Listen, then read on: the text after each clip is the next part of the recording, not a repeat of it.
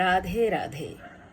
দেখুন, আজকে অনেকেই আমাকে জিজ্ঞাসা করেছেন যে আশামা, আচ্ছা বলুন তো আপন কে আর পর কে?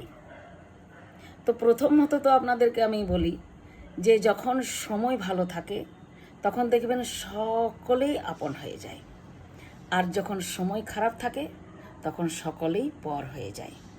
এই জন্যই ভগবান শ্রীকৃষ্ণ শ্রীমদ্ গীতাতে বলেছেন যে পরিস্থিতি যেমনই হোক না কেন মেনে নেওয়ার ক্ষমতা রাখবেন, কারণ আপনার ধৈর্যের সাফল্যই হচ্ছে আপনার চাবিকাঠি। এই জন্যই ধৈর্যবান মানুষেরাই এক না একদিন সফল হয়।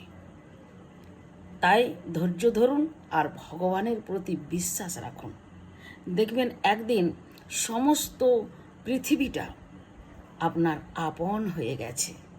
রাধে রাধে।